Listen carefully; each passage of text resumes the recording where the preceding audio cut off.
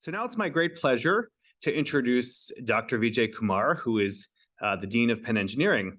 Dr. Kumar is well known for building flying robots. And I could probably stop right there, but I also say he has appointments in the departments of mechanical engineering and applied mechanics, computer and information science, and electrical and systems engineering. Dr. Kumar works on creating autonomous ground and aerial robots, designing bio-inspired algorithms for collective behaviors, and also on robot swarms. They're very impressive. If you can find these on YouTube if you'd like to see what swarming robots looks like. He's a fellow of the American Society of Mechanical Engineers and the Institute of Electrical and Electronic Engineers. I'd also like to say that Dean Kumar has been a great supporter of Perry Worldhouse over many years, right from the beginning. It's a pleasure to have him back with us to introduce this segment of our symposium titled 90 Seconds to Midnight, Nuclear Dangers in the 21st Century. Please join me in welcoming Dean Kumar.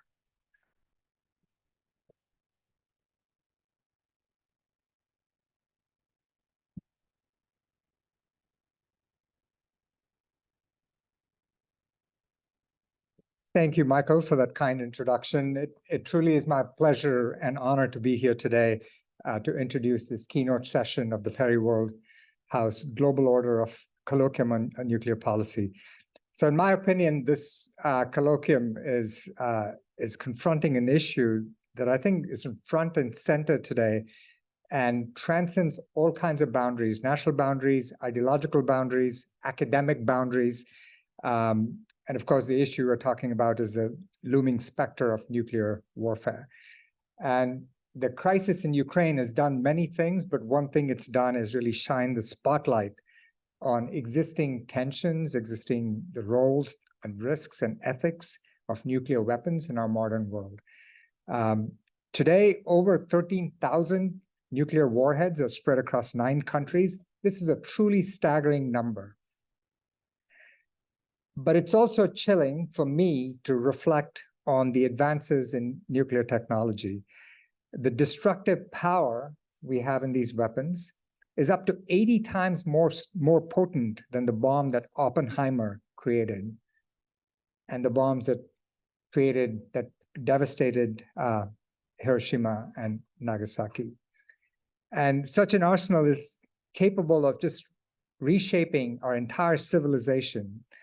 And it really demands that we reevaluate what we do as a nation in terms of defense policies, but also our philosophy surrounding war and peace, not just in the US, but around the world. And it's not merely an issue of armaments, but also of safekeeping. There are 22 countries in the world with weapons-usable nuclear materials, and that could be vulnerable to theft, to illicit activities, and subjected to use by bad actors. So this is something that, of course, is deeply concerning, and it's a Pandora's box, which has been opened, cannot be closed shut. Is there something that we can all do to contain and manage what's already been unleashed? The National Academy of Engineering recently identified this Pandora's box as one of the 13 grand challenges that face human civilization. And as engineers, as Dean of the Engineering School, our faculty and students think not just about the what, but also the how of nuclear disarmament and security. An estimated 2 million kilograms of plutonium and highly enriched uranium capable of rapid nuclear fission exist in the world today. And as you might imagine, we think about some of the problems surrounding securing these materials, detecting materials at a distance, how to render a potential device harmless, emergency response, cleanup, and how to do public communication after a nuclear explosion might have happened. But as I keep telling my colleagues, grand challenges like these are not neatly packaged in one discipline. And this is why I think this discussion convened by Perry Worldhouse with 2 thought leaders who bring a wealth and experience and perspectives is so important. So without further ado, I'd like to introduce our 2 speakers so we can dive into the key issues. I want to start with Dr. Rachel Bronson, who is the president and CEO of the Bulletin of Atomic Scientists. She manages the Doomsday Clock. And in case you were wondering, the title of the session, it relates to the Doomsday Clock. The hands of this clock move forward as the threat of nuclear war grows, and that clock today points to 90 seconds before midnight. She also leads a growing set of activities surrounding nuclear risk, climate change, disruptive technologies, and oversees several publications. Before joining the Bulletin, Dr. Bronson served as a vice president of studies at the Chicago Council on Global Affairs. She taught global energy as an adjunct professor in the Kellogg School of Management. Prior to moving to Chicago, Dr. Bronson served as senior fellow and director of Middle East Studies at the Council on Foreign Relations in New York. She's held many positions. I won't go through all of them, but I will say that she's the author of the well-known book, Thicker Than Oil, America's Uneasy Partnership with Saudi Arabia, Oxford University Press, 2006, which has been translated into Japanese and now can be bought as a paperback since 2008. And her writings, of course, have appeared in many publications that we're all familiar with: Foreign Policy, Foreign Affairs, Huffington Post, Washington Post, New York Times, Chicago Tribune, and I'll stop there. She's appeared and commentator in many radio and television outlets, including NPR, CNN, The Charlie Rose Show, the PBS NewsHour, and The Daily Show. She's a board director of the American University of Iraq Foundation and a board member of the Francis W. Parker School. And remarkably, she served as the co-chair of Chicago Shakespeare Theater's Producer Guild and a board member of the Ruth Page Center of the Arts as well. She was named by today's Chicago Woman magazine as one of the 100 women to watch, 20 women to watch by Crain's Chicago Business, and a Glamour magazine Wow Woman in 2002. And of course, with all her accomplishments, as you might guess, she's a Penn alumna. She earned a BA in history from the University of Pennsylvania and an MA and PhD in political science from Columbia University in 1997. Our second speaker is Joan Rohlfing, who is the president and the chief operating officer of the Nuclear Threat Initiative, NTI. The Nuclear Threat Initiative works to promote new thinking around nuclear weapons and build the strategies and systems that will allow the world to move beyond an outdated and an increasingly dangerous nuclear posture and towards a safer world. NTI publishes the National Security Index that assesses nuclear and radiological security conditions in 175 countries. So spoiler alert, as you might imagine, North Korea is close to the bottom of that list. Another spoiler alert, much to my surprise, US is not at the top of the list. It's only number 11, and you should ask her about this. So prior to joining NTI, Ms. Rohlfing held senior positions at the US Department of Energy, worked in New Delhi as an advisor to the US ambassador to India, especially in the wake of nuclear tests, both in India and in Pakistan. Earlier, she worked as a professional staff member of the House Armed Services Committee, where she oversaw nuclear programs of the Department of Defense and the Department of Energy's national security programs. Ms. Rohlfing began her career in the Office of Secretary of Defense, where she was awarded a presidential management internship and later worked in the Office of Strategic Forces Policy. She holds a master's degree in public management and a bachelor's degree in political science. I'm also pleased to introduce today's moderator, Mr. Brian Bender. Mr. Bender is Vice President for Communication Strategy at Strategic Marketing Innovations.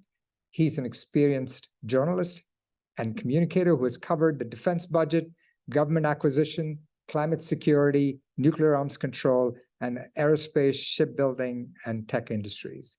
And most recently, he was a senior national correspondent for Politico. Please join me in welcoming Ms. Rohlfing, Dr. Bronson, and Mr. Bender.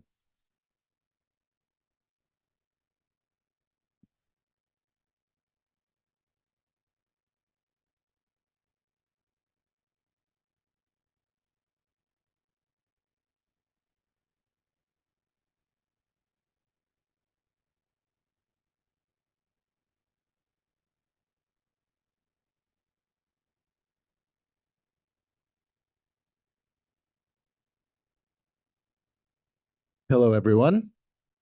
Thanks for coming. I'm Brian Bender, and I'm just going to kick things right off. Why are we here, and what are we talking about, and why? I think we would all agree that for maybe the last generation or even more, we thought the specter of a nuclear war was something in the past. The threat of a nuclear conflict really wasn't something I think most Americans, most of the global public had to worry about. Unfortunately, that's changed in the last few years. And we're going to talk today with these two very distinguished panelists about why the nuclear danger is back. How bad is it?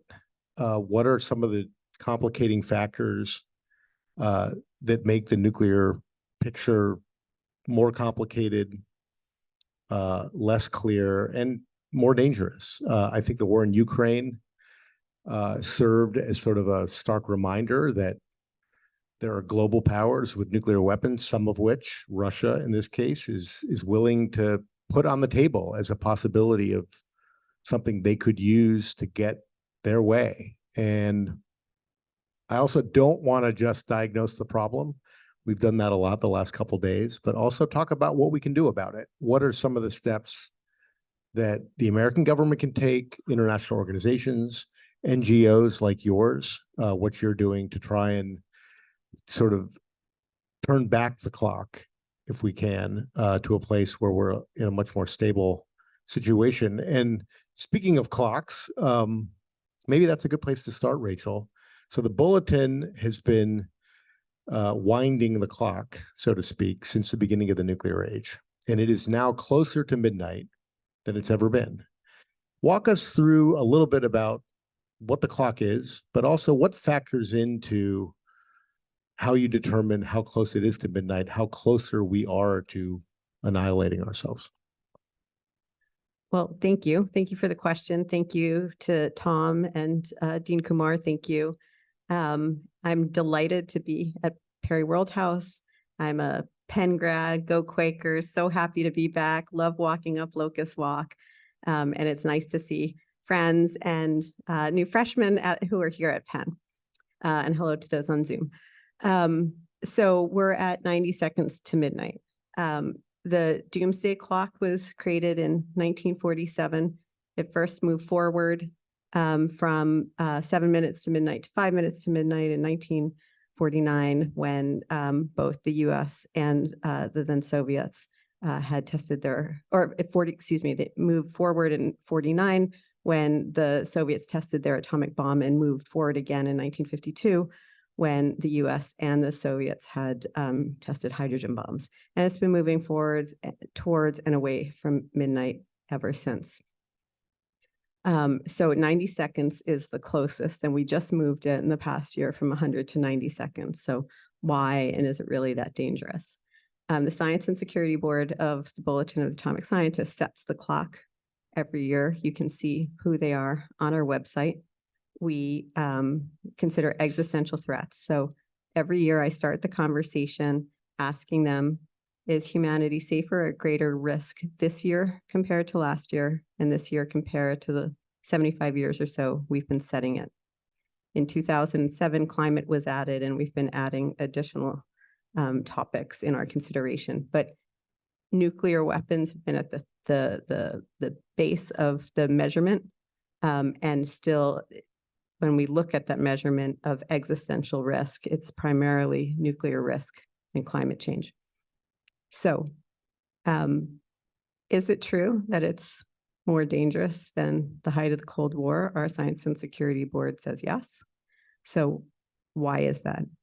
Every year we publish our statement, so you can read it on the web, but very quickly, over the last 10 years or so, we've been moving it steadily closer to midnight because of the true breakdown in relations between the United States and Russia, two countries that continue to control 90% of the world's nuclear weapons, a lack of conversation, a lack of serious engagement between those two countries is a profoundly dangerous moment.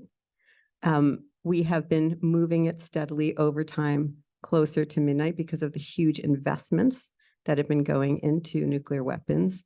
Every major nuclear country is investing in their nuclear arsenals as if they are usable. And some are changing their military doctrine and exercising as if they are usable. Another reason that we've been moving forward is the huge dollar amounts that are going into them, particularly in the United States, but not solely. The US is on the cusp of spending $1.8 trillion over the next 30 years on refurbishing and adding to its nuclear arsenal. But all of those have already been factored in.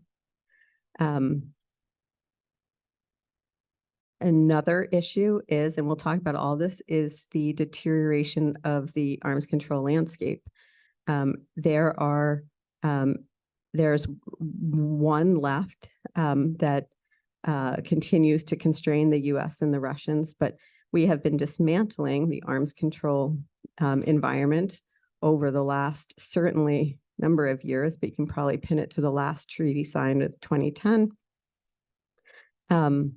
And so the fact that not only are we not building new restraints, given all the new technology that's out there and the new investments being made, but we are shredding it, has been a key issue that has led our Science and Security Board to move it forward. So that, just on the nuclear realm, those are some of the key issues. But the key then, right, from the 100 to 90 is the invasion of Ukraine and the threat of a nuclear power to use nuclear weapons and the attack on the Zaporizhzhia nuclear facility. That the fact that we've seen a nuclear leader using nuclear rhetoric, threatening nuclear use in that way during wartime was something that our Science and Security Board felt that they needed to highlight in the context of everything I just mentioned. That then was a key driver of moving from 100 to 90. So Joan, you've also talked about how you're concerned that we are now in an era or a chapter of the nuclear age that in some ways at least is more dangerous than even the height of the Cold War, even the Cuban Missile Crisis, where we know the US and the Soviet Union nearly went to war, nuclear war.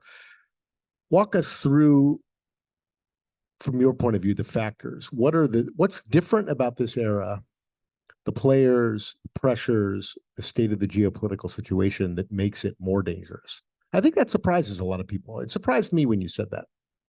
Yeah, thank you so much. And thank you to our hosts for inviting me. And thank you for featuring the nuclear issue as something that you wanted to take up this year. I think it's so important in part because I think we are at one of the most dangerous, if not the most dangerous moment in the nuclear age in terms of the risk of use. And indeed, it's not well appreciated. So Rachel's given us many of the reasons why that's true. And let me just add a little bit more to that. And I want to talk about this a little bit at kind of a systemic level, right? Our system for preventing nuclear use is built on the theory of nuclear deterrence, and that has served us and worked so far for almost 80 years. But the world has changed dramatically since the days when that strategy was adopted, really right at pretty much at the end of World War II. And what's changed is we're not talking about the United States and anticipated at that time competitor, because Russia didn't even have nuclear weapons at the time that we were trying to figure out how to secure ourselves from that threat. We've gone from, basically a bipolar world to one with 9 nuclear weapon states. We have much more powerful, more lethal weapons. We have a hot war happening in Europe. We have very high tension with a second near-peer competitor, that being China. We have a risk of nuclear terrorism and a rogue actor deploying and using a crude nuclear device that can completely disrupt what we think we've set up as a carefully calibrated, stable system. And as Rachel mentioned, we have the disintegration of the safeguards, the arms control that wrapped around that system. I worry very much about intentional use in the context of Ukraine, but I worry equally as much about a mistake, an accident, a technology failure, a misperception by a leader or combination of leaders that leads to nuclear use. And I think we need to think very seriously, not only how do we best manage the moment and survive this current period of crisis and get to a better place, but longer term, how do we invent a better strategy that cannot fail catastrophically the way our current strategy can? Let me ask you a little bit, Joan, too. This was referred to by the dean, I think, but the Nuclear Security Index, which is something that NTI puts out every couple of years, and you've been doing that for, I think, a decade or more. That's basically a report card for how the world is doing in terms of securing the material, the building blocks for nuclear weapons. And it sounds like, from the most recent report, on that front, we're not doing very well either. So tell us a little bit about where we are in terms of the security situation. Yeah, thank you for that. So I mentioned nuclear terrorism. People think, well, nuclear terrorism, nuclear weapons are hard. Terrorists won't really be able to develop these and use them. And unfortunately, I would start by saying nuclear, this is going to sound crazy, nuclear weapons is not rocket science. There's a lot that is on the web, freely available with respect to the basic principles behind a nuclear weapon. And it turns out the long pole in the tent, the hardest thing in making a nuclear weapon is acquiring the weapons usable nuclear materials, the explosive materials. Plutonium and highly enriched uranium are the fissile materials that power a nuclear weapon. Those take very large industrial infrastructure in order to produce those materials. It's quite difficult to hide given the resource investment and the footprint and the people needed. It's not something that non-state actors can do. So if you're a non-state actor and you want to acquire a nuclear weapon, what you would do is shortcut that process by looking for ways to illicitly acquire the small quantities of material you would need for a weapon. The amounts estimated are pretty small. So the amount you would need for a modern plutonium weapon is only about 8 kilograms of plutonium. For a uranium weapon, highly enriched uranium, about 25 kilograms. These are small in volume. So we have to worry about theft. And the index that we have put together every couple of years, you can read the whole index at ntiindex.org. It's an assessment of 175 countries of the world, the security conditions around those materials. How well secured are those materials in the 22 countries where they exist? And after seeing good progress around the world on basically building more security around those materials over a decadal period, for the first time in this year's index, we saw regression, backsliding. We're losing ground. Leaders aren't paying attention. States are not performing as well as they did in the past. And just one other anecdote in that, one concern has to do with plutonium production. It's one of the metrics we look at, is how much of this material exists around the world.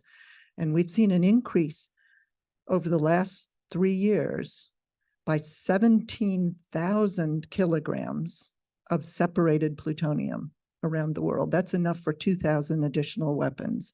And that's being driven by civilian facilities, the civilian fuel cycle in the 5 states that use plutonium fuel, 5 out of 31. So that's just one area we can do better. So Rachel, you, I think, mentioned, and Joan, you also talked about the fraying of the guardrails, or the breaking down of this arms control regime that really did sort of keep us sort of on the straight and narrow at least with the Russians, for many, many decades. And the New START treaty is the only one that's really left, and that's kind of on life support. The inspections that we agreed to, the reciprocal visits to each other's arsenals have ended or have stopped, and there's no reason to believe they will start anytime soon. The Intermediate Nuclear Forces Treaty, the Russians violated it. We walked away from it. The Open Skies Treaty, another sort of treaty that was meant to increase transparency of what each side was doing, also dead. Talk a little bit about why you think that is. In other words, there seemed to be a lot of faith, not just in the United States government, but in other governments that, these are treaties that have some benefit. There's some reason to control the numbers of weapons, particularly between the US and Russia. Why do you think that's just collapsed? People just don't believe in them anymore. They don't see the need for them. They don't trust each other. You could probably have a whole discussion on that, and it's a great question. And just to frame it for the audience here, there's a way you can look at this. This comes from a colleague, Steve Miller, who's on our Science and Security Board. A way to think about the last 75 years or so, which is in the beginning from kind of 45 to the Cuban Missile Crisis, and then a little bit after, as this moment of kind of this with the Wild West. And like you were saying, like we didn't know better, and we didn't have established protocols. But after the Cuban Missile Crisis and the realization of how close the two sides got to nuclear exchange, the recognition on what was possible and the desperation to begin to try to control, limit, and constrain this incredible investment and buildup really took hold when people kind of lived that moment. And we have at the Bulletin, a guest editor was writing the issue for that month, and he's writing it from a plane saying, like, I don't know if I'm going to land, right? Like, I don't, and if I do land, what I'm landing to, like, it was that real and present that really pushed the world to kind of think about if there's ways to constrain this crazy buildup. And from the period you can start it in the early 60s, but really from 1970 to about 2010, you could label that as, in a sense, a golden age of arms control. Now, it wasn't easy. It wasn't safe. It was very dangerous, huge debates.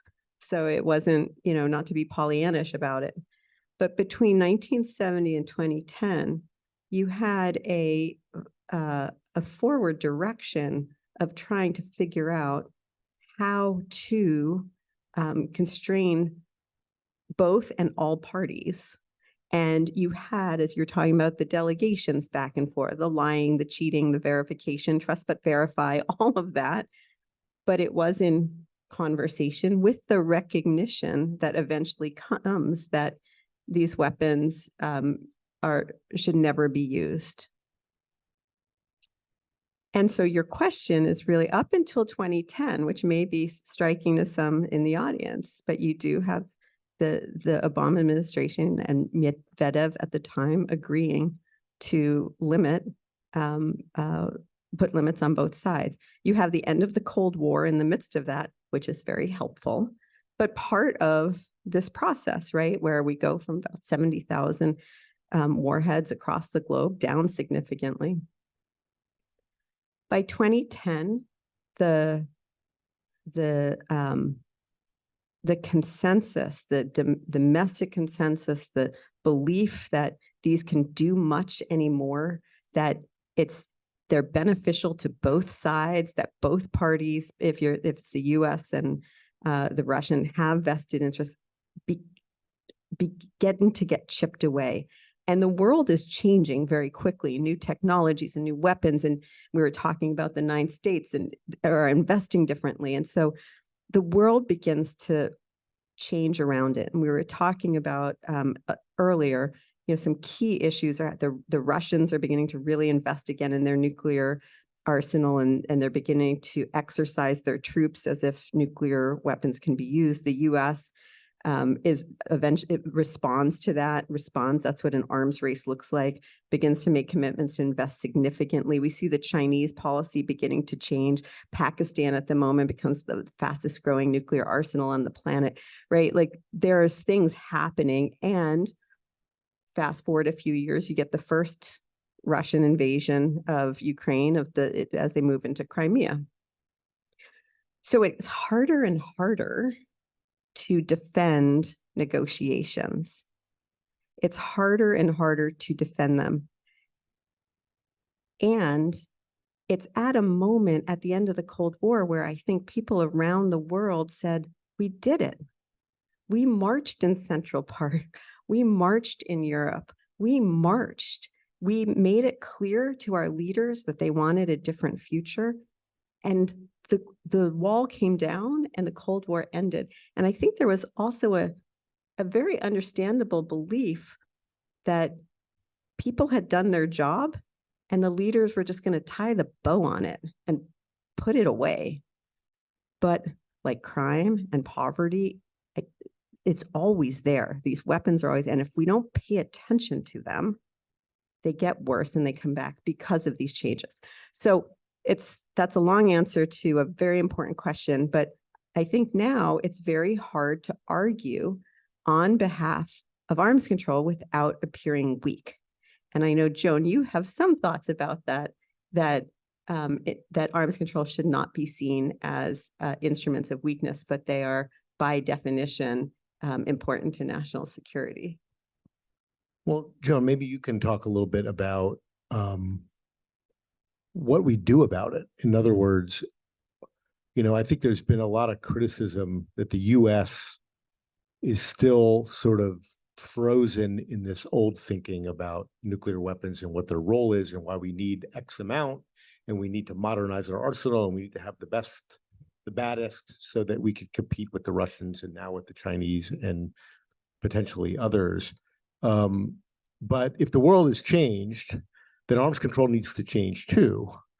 And so talk about sort of the thinking around this in the policy community, in the government agencies. Are they really thinking through, what do we do about this? How do we sort of modernize our approach to this new world? Yeah, the short answer is no. I think one of the biggest gaps we have right now is a gap of innovation in our thinking, innovation in our strategy for how we manage present-day nuclear risks and the risk of nuclear use in particular. I want to take a step back for just a second before coming back to what a better strategy might look like. And that is one thing you didn't mention, and thank you for your kind of quick historical overview. I think it's really helpful in understanding why are we at this incredibly dangerous moment.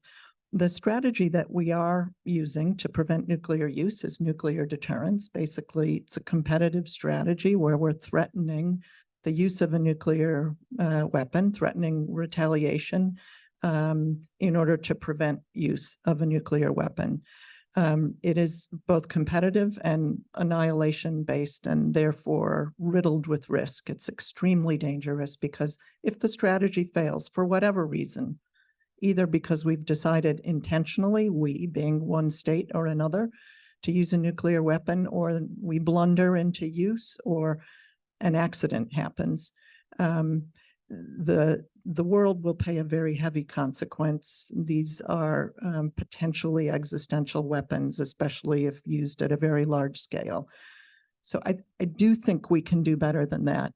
Rachel, one thing you didn't mention explicitly as you talked about the kind of shredding of the arms control safeguards that wrapped around nuclear deterrence was the US withdrawal from the ABM treaty in the early 2000s. That was a pivotal moment. The Russian government told the American government at this time that you're going to spark an arms race. That basically this was viewed as destabilizing because The threat of ballistic missiles being able to take out a retaliatory response by Russian forces means that those forces and deterrence potentially doesn't work. And they've lived up to their word, unfortunately, in producing a whole new class of weapons that can evade the ballistic missile defenses that we're deploying. So I think that was instrumental. And also the expansion of NATO was instrumental. You know, basically we've been a player, and I don't want to sound like I'm just blaming the US. There's a lot of responsibility to go all the way around here, but in the end, our actions matter, and it's super important that we continue to talk to each other and negotiate the next round of constraints, even in this dangerous moment. But while we do that, we really need the smart students in this room to be thinking about, how do we innovate a better strategy, one that cannot fail catastrophically for humanity? I think that should be the design principle that we seek to fulfill. Well, that sort of brings up the issue of whether we, the US, but also our allies, are building or training, educating that new generation of practitioners, diplomats, nuclear experts who know the difference between, you know, a delivery vehicle and a, you know, Uber Eats delivery. You know, this is tough stuff. It's very complicated. It's not easy. And what are, maybe the way to ask you both this is, what are you doing in your roles to try and encourage the younger generation to not just care, but to also play a part in developing those new strategies that we need? Rachel, you want to take that one first? In terms of what we're trying to do, so I mean, very directly for those in the room, we have a column called Voices of Tomorrow column that we've set aside and for you know, early career, trying to think through these tough problems, space that we assign an editor to and help develop their voice, like upcoming voices. But I think that the key for me, and this is why I love coming to universities, Penn in particular, but I was giving a talk last week at Tufts. I think the questions right now are so riveting, and we need you all to be kind of really working on some of these questions. Joan laid some of them out, but I think it's a fascinating question about why the Russians aren't using tactical nuclear weapons in Ukraine. Is it a moral reason? They don't want to be the first to kind of break the threshold. Is it for reasons of deterrence, which is where I situate myself, that we've made it very clear of what kind of conventional response will come if they use nuclear weapons, and we've used our conventional arsenals which to deter them, which I think really raises a host of very interesting questions of how useful nuclear weapons are, that I think has a ton of interesting permutations and consequences to think about. There's phenomenal questions about what is the future of nuclear power in a climate-constrained, a carbon-constrained world? Is there a way that we can safely advocate for more nuclear power? Well, you can't do that unless you have a robust arms control structure. What does the future of arms control look like in this current environment? Is anything possible? Where? How? Where should we be looking? Is it important? Why? There's so many fascinating and new questions that we could sit around and throw around that I want to put out to you. This is like, you know, it's not your father's nuclear landscape. And I know this gender is not your parents' nuclear landscape. This is new and it's really dangerous. And we really need new thinking on this. And, you know, it's not coming from some of those sage, wise people who are retiring. So we try to publish them. But if we can infuse you all to see like how important these questions are, and like this is the moment, and I'll just stop on this, the fact, and I can keep coming back to it, but the US is about to spend $1.8 trillion on refurbishing its nuclear arsenal. And we've just gone through 2 years of COVID sitting in our house and not leaving. Like, is that really where we should be investing all this new money? And like, what's happening? And there's so much interesting technology and scary technology and dual use technology. And can we take lessons from the nuclear space and apply them? How, when? So if I can urge some new thinking on this, I think there's a ton of running room, and we're happy to publish it. Well, Joan, what are your thoughts on just what some of those opportunities are for innovation? Is it in the academy? Is it in the government? Is it happening in the government at all, or yes or no? So it's not happening in the government, I can assure you, sadly, and it needs to, right? I mean, we're seeing phenomenal innovation in the technology space, mostly outside of government. Artificial intelligence, biotech are two big areas, which also pose existential risk. And yet in the nuclear space, we're seeing, I would say, sleepwalking, right? In terms of the technologies we're deploying and the way we're thinking about deploying them, not even fully understanding the intersection between, in particular, AI and nuclear weapons. And that's an area where some innovation is overdue. I wanted to broaden out a little bit, Brian, and just mention that your generation, I'm looking at some of the younger people in the room, gives me hope.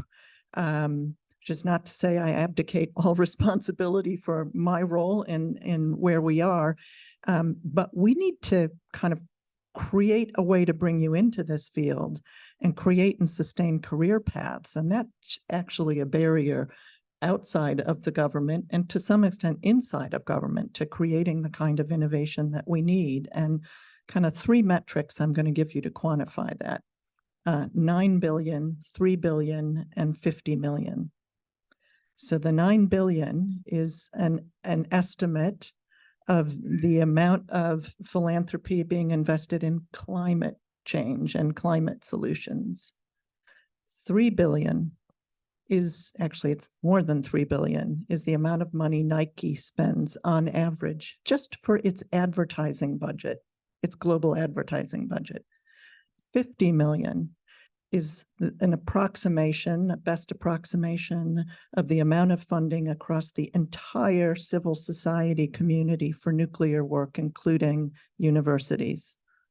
It's really small compared to the nature of the challenge. And so part of what we have to overcome to do the innovation we need in this space is reprioritize this at the leadership level, including within governments, and help raise the visibility and awareness of this issue with the public, and generate funding from new funders, because we've seen a 50% decline, that is 50% over the last 10 years from the major funders within the nuclear space. So ironic and sad that as the threat is growing, our capacity to manage it has been shrinking. So this is another challenge we have to solve.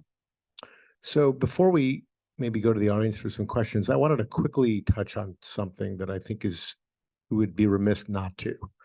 And it's more in the realm of optimistic, hopeful possibilities. And that is, amid all the doom and gloom of the recent past, there is this global movement to develop an international treaty to abolish nuclear weapons that is quite vibrant and really shows no sign of weakening at all. If anything, I think Ukraine and some of these other developments have sort of energized it. Talk to us real quick, and let's try to keep this short so we can get to the audience, but how likely is it that sort of the non-nuclear world can change the dynamic and change the conversation? Because throughout all of the nuclear age, all of these policies, decisions, deterrent strategy, and even arms control has been driven by the nuclear powers. The Non-Proliferation Treaty of 1970 was all the declared nuclear powers saying we promise to behave and eventually get rid of these damn things. But obviously that hasn't happened. It's the non-nuclear world that's saying, hey, enough with you, nuclear powers, we're going to take control. So I'll jump in first. What Brian is referring to is the treaty called the Treaty on the Prohibition of Nuclear Weapons, which went into effect, I forget, during COVID-21. I think it's been 2 years. 2021, I think. That all the dates merge. It's really a testament to the effectiveness and the vision of the Global South. Very large number of non-nuclear weapon states. There are 93 signatories to that treaty, which is more than half of the world. So there's momentum building behind this norm of nuclear weapons being illegal. The possession and the use of nuclear weapons being illegal. I think that is a game changer over time. I think not in the near term. The challenge here, we have to figure out how to bring the nuclear weapon states into that dialogue. But the pressure is mounting, and the nuclear weapon states will, I think it will become harder and harder for them to remain outliers. Why don't we take some audience questions? I think we got about 17 minutes, so we should be able to take at least a few. If you have a question, please step up to the mic. Hi, Trudy. this is Trudy Rubin. I'm a fellow at Perry Worldhouse. I'm also a columnist at the Philadelphia Inquirer. I want to pick up on a point that Rachel raised about why Putin is not using tactical nuclear weapon. As you know, the Russians have threatened over and over and over again, and yet it hasn't happened. And I'm curious, Joan, to ask you why you think it hasn't happened. And I want to add this question. My thinking is the same as Rachel's. I think it's the threat of non-nuclear response, but also the fact that it's not useful on the battlefield, and that if it were used against civilians, Putin would become a pariah. And even China has said publicly nuclear weapons shouldn't be used. So is there a taboo out there, do you think, that is really potent against the current nuclear states' use?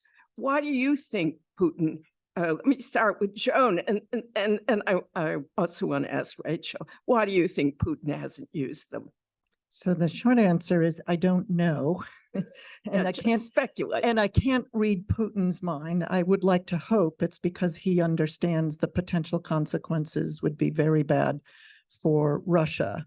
And that having been said, I don't think we can be sanguine that just because they haven't been used to date, that they won't be used at some point in the near future, especially as perhaps he becomes more desperate through the course of this war. There is a taboo. I think the taboo has played an extremely important role in the prevention of use. I also don't think we can assume that he's only deterred by a potential conventional retaliatory strike. I think he has to worry that there could be a nuclear retaliatory strike. And what I really worry a lot about, two things. One is we see he has a lot of pressure from his conservative right-wing advisors, and there's been some crazy stuff in their press and papers published by an academic named Karaganov, who is openly calling for not just nuclear use, but a large-scale nuclear use by Russia. So I worry about political pressure on him wearing down the taboo, and I worry a lot about blunder, misperception about what's happening on the battlefield, and leading to and perhaps inadvertent nuclear use. And finally, I will say I agree with you, and I think it would be surprising to me if his military officers were telling him they saw military advantage to the use of a tactical nuclear weapon. There are some narrow scenarios where you could argue that makes sense, but I think it's nonsensical against the potential reaction, negative, damaging, counterproductive to his own goals reaction. Thanks. I mean, on that, Trudy, we were talking about that earlier. I know you were making the argument that if he used it, it would just destroy the very territory that he's seeking to conquer. But the Russians had no compunction in Chechnya of just leveling the place to nothing. I don't think there's any compunction on on Putin's from where he sits about using something that absolutely would just leave Ukraine uninhabitable. He's done that repeatedly on the southern border as well. So there's something holding him back. And I think it's speculative, and I agree that it can change in a minute, which is what makes it so terrifying. But it's a really important question. And so I think the notion of a taboo is very important. But there's also a taboo, and it's very different, I understand, but this is someone who tends not to be constrained by taboos, as we've just seen the recent North Korean Russian summit. Very different, I understand, but there's the taboo. I think that's real. I think the Biden administration made it very clear that it would be a very punishing response. And I do think the Biden administration fully understands the risks of this becoming a wider nuclear threat. And I think he's trying to keep it out of those realms, because Russia would much rather lose to NATO than to Ukraine. And so there's a lot of incentive to try to pick a fight with NATO. I don't think the nuclear community should, or the arms control community should, walk away from the observation and the hypothesis that a punishing conventional strike or strikes is on the table and is helping deter the situation, because I think that gives us a key, a pathway out of understanding that under some, if not many, situations, nuclear weapons are unusable. And therefore, there are better investments to make elsewhere. I think that if it is true that he is deterred by a punishing conventional response, that is very important to our understanding about how we may move to a future where nuclear weapons are not as desirable as they currently seem to be. Thanks. So we have a question from the Zoom. Given that the point was made about the relation between nuclear power expansion and arms control, will the expansion of nuclear power lead to more tangible nuclear threats in other ways than weapons, either through the sabotage of nuclear power plants, which is a concern in Ukraine, and meltdowns caused by infrastructure deterioration or natural disasters? How do we balance these threats against using nuclear power to cut down on carbon emissions? Well, this is something, Joan, that the Nuclear Security Index addresses pretty directly.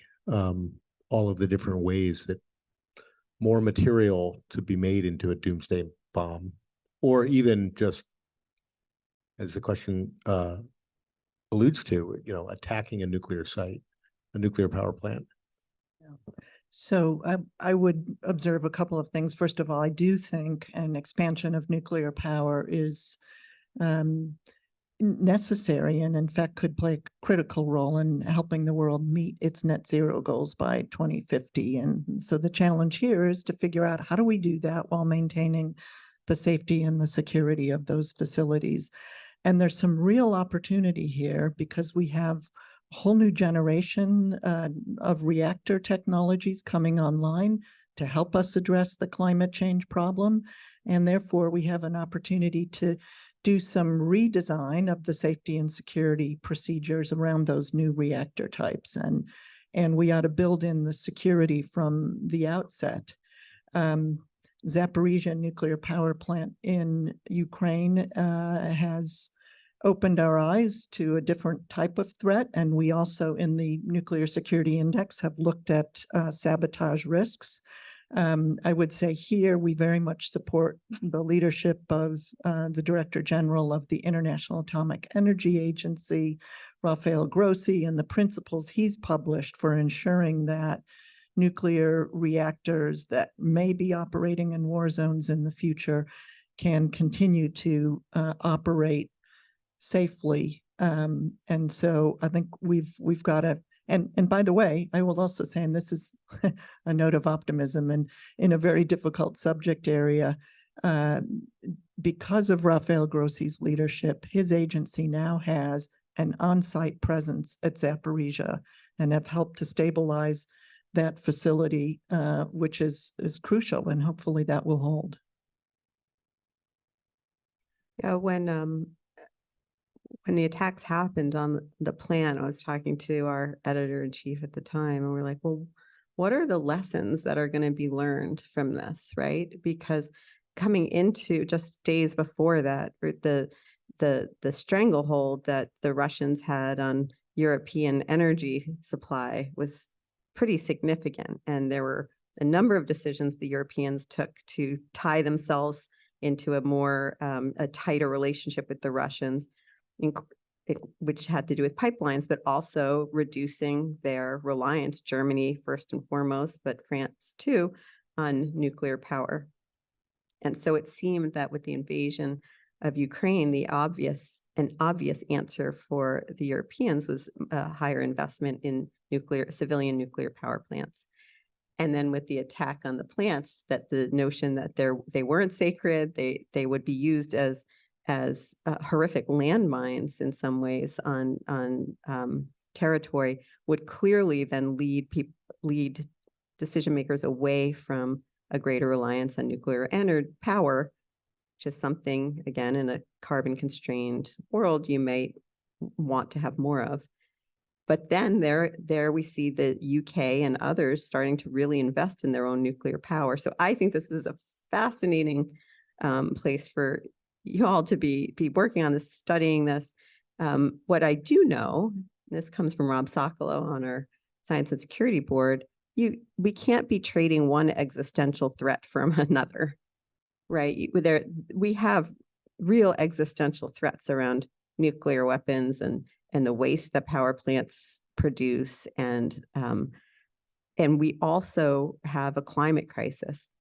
And so what we were talking about a little bit earlier is that's where the tie really comes in, which is if you think or believe that we need more nuclear power, it's a controversial point, not everyone agrees with that, but if you do, you have to advocate for a new robust arms control environment. We need inspections, we need verification, we need to understand where the waste is going, how it's being buried or not. It can't be sitting there in pools, right? There is the tie around theft of waste that if we want nuclear power to be part of the solution to the climate change, we have to reinvest in a more robust, controlled environment. Robert, you're up. Okay, so I don't have a lot of time. Okay, so quick, a comment and question. Comment is, I'm glad that someone finally mentioned the massive amount of money we're going to spend on modernization in the next 20 or 30 years, right? I mean, it's like 1.5 to 2 trillion. Every time you read it, the numbers go up. The signal that we're sending to countries that we don't want to nuclearize, Saudi Arabia, Iran, South Korea, Ukraine, perhaps post-war. I mean, this is not good, right? I mean, the sort of normative undercurrent of this conference the last 2 days has been, nuclear weapons are bad. We should shrink their role in national security. Arms control is good. Non-pro is good. And here's USG going to go off. And I mean, this is not good, right? I mean, if American nuclear weapons are so obsolete, or at least systems, that we need to spend this much money, right? The other decision possibility here is to build down per the NPT, and we're not going to do that. And that's going to make it really hard for us to convince, say, like I work in South Korea, that's where I work. It's going to make it hard for us to convince the ROCs not to build nuclear weapons.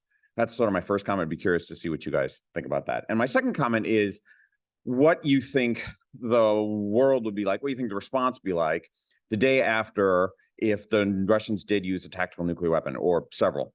I think the nuclear taboo is sort of based on this idea. I find this particularly teaching undergraduates, sort of like when you talk about this like regular people, right? It's kind of based on this perception that very quickly you get the slide towards escalation, uncontrollable use. You use it today and a week later it's like Mad Max, right? But that's probably not true. right? I mean, I get this all the time when I teach, you can probably actually use nuclear weapons in a limited way that do not, in fact, immediately spin out of control, right? And I think one of the big concerns about Ukraine is that if the Russians do it, they could actually demonstrate that nuclear weapons can, in fact, be used in a way that are limited and doesn't automatically lead to like the end of everything, right? And so I'm curious if you could first, do you accept that analysis? And if you do, what does that say about the nuclear taboo? I mean, to my sense of the nuclear taboo is something of like a noble lie. I think we kind of, and for the right reasons, right? But we're kind of exaggerating this, right? And if you can actually demonstrate that nuclear escalation can actually be controlled, right? And that fallout can be controlled if you don't do a ground burst and all that. I mean, there is a pathway then towards, future scenarios of limited use. So anyway, thank you. Well, just to maybe guide as we answer both of those really good questions, or address the point and answer the question. I think on the modernization side, I'd be curious just quickly what you guys think about whether or not there is any possibility that this train can be stopped. I mean, there is bipartisan support in Congress for this $1 trillion plus modernization program. There is buy-in. There's a huge nuclear weapons complex, private sector, political interests in all these states where these things are built. And it gets to, Joan, what you were saying about the old way of thinking. I mean, obviously, we are not even doubling down, we're quadrupling down on the old way of thinking for another generation if you carry this thing to the end. So can that train be slowed, stopped? And then if you can answer the second question, I'd love to hear whether you think there is some narrow way that you could use nuclear weapons and it would all be okay. I'm exaggerating. So, The world wouldn't end. The world wouldn't end. Into, global Armageddon, right?